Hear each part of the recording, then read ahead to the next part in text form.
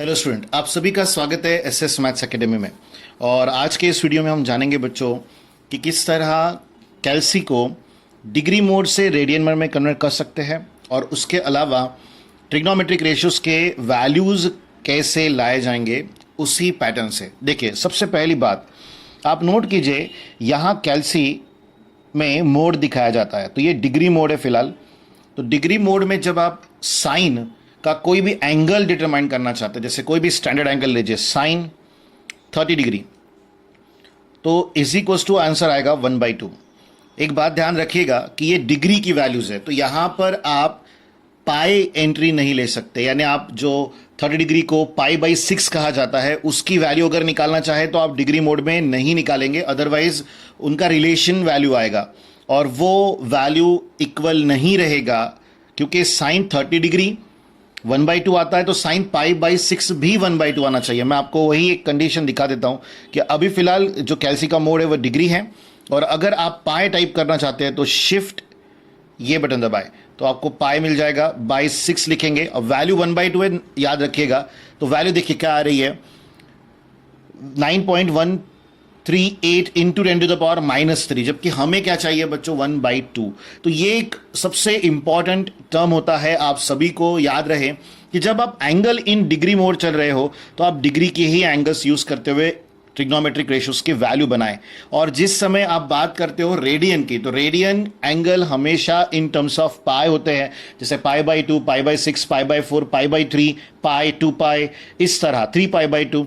अगर इस तरह के एंगल्स है तो उस समय आपकी कैल्सी का मोड रेडियन होना चाहिए। तो आप कैल्सी को इस तरह डिग्री टू रेडियन कन्वर्ट करेंगे तो आप दबाएंगे बच्चों शिफ्ट मोड, और आप देख रहे हो यहां पर फोर्थ ऑप्शन है रेडियन, तो आप 4 दबा दीजिए तो आपको यहां पर कैल्सी के यहां डिग्री जहां नजर आ रहा था वहां आर नजर आएगा जो स्टैंड करता है रेडियन के लिए, और अगर अब आप इज इक्वल टू दोगे तो आपको 1/2 नजर आएगा। यही सबसे इंपॉर्टेंट कंडीशन है जो मैक्सिमम टाइम सभी स्टूडेंट भूल जाते हैं कि आप एंगल अगर रेडियन फॉर्म का पुट कर रहे हो तो कैल्सी का मोड भी रेडियन होना चाहिए, अदरवाइज जो वैल्यू आएगी वो उनके रिलेशन की आएगी जो डिग्री और रेडियन के बीच में है।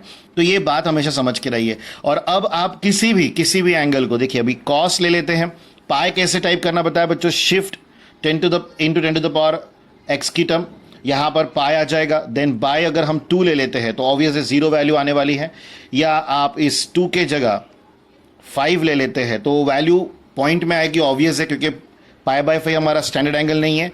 बट अगर यहीं पर 3 लेते हैं π/3 तो वैल्यू आएगी बच्चों 1/2, और अगर ले लेते हैं यहाँ 6 तो आएगा √3/2।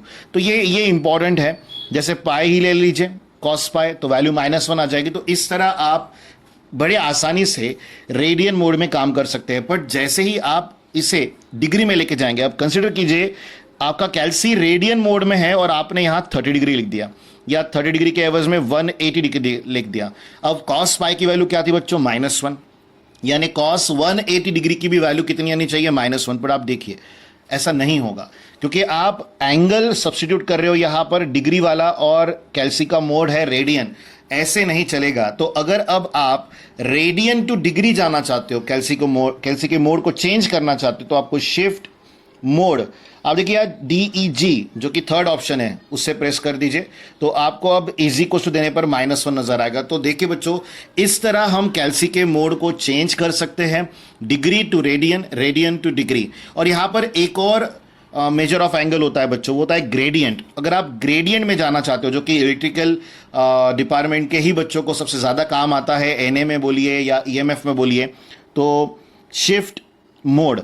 अब देखिए फिफ्थ ऑप्शन जो है वो हमारे ग्रेडियंट का है, तो आप 5 प्रेस कर दीजिए और आपको फिर जो एंगल की वैल्यूज मिलेगी वो इन टर्म्स ऑफ ग्रेडियंट मिलेगी। तो ये ग्रेडियंट cos 180 डिग्री। तो ये ध्यान रखिएगा कि हमें सबसे ज़्यादा अगर कैल्सी की ज़रूरत पड़ती है किसी मोड में, अगर हम मैथ्स रिलेटेड बात करें तो सिर्फ डिग्री और रेडियन का ही काम है, हमें ग्रेडियंट का काम नहीं है। और कैल्सी का मोड मैक्सिमम टाइम डिग्री में ही रखिएगा। और एक नोटिफिकेशन और है, शिफ्ट मोड 3 करेंगे तो आपको डिग्री दिखाई देगा। एक नोटिफिकेशन और है जो इंपॉर्टेंट है आप सभी के लिए, वो ये कि जब भी आप बायनोमियल मेथड या बाइसेक्शन मेथड या आप regular falsi method, Newton Raphson method, multi point iterative method, ऐसी कोई भी मेथड सॉल्व कर रहे हो और वहां ट्रिग्नोमेट्रिक रेशियो अगर इन्वॉल्व है तो आपके कैल्सी का मोड जो है वो रेडियन होना चाहिए, वही वैलिड होता है। अदरवाइज जो आप लोगों के आंसर्स निकलेंगे वो इनवैलिड माने जाएंगे और पूरा न्यूमेरिकल का आंसर जो है वो डिस्कार्ड हो जाएगा। एक बार फिर से ध्यान दीजिएगा, कौन सी मेथड हम लोगों ने कही, ये न्यूमेरिकल मेथड्स का फंडा है, जिसे आप क्या कह रहे हो, Newton Raphson method, regular falsi method, bisection method, multi point iterative method, secant method, Bairstow method. इन सभी मेथड्स में हमें जब कभी भी न्यूमेरिकल में ट्रिग्नोमेट्रिक रेशियोज दिए जाएंगे, कैल्सी का मोड रहेगा रेडियन।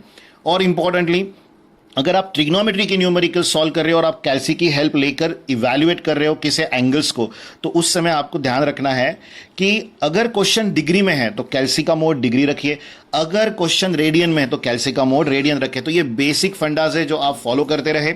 और अगर आपको कोई ऐसी जानकारी चाहिए है कैल्सी से जो आप अभी तक समझ नहीं पाए, तो आप हमारे साथ कमेंट बॉक्स में शेयर कर सकते हो। जल्द से जल्द उसका वीडियो आप तक पहुंचाने की पूरी कोशिश की जाएगी। और अगर आपको हमारा वीडियो पसंद आता है तो वीडियो को लाइक और शेयर ज़रूर कीजिए, चैनल को सब्सक्राइब करना ना भूलें, जिससे आपको कैल्सी के जितने भी फॉर्म्स हैं या ऑपरेशंस हैं उनके बारे में जानकारी मिलती रहेगी। Thank you students.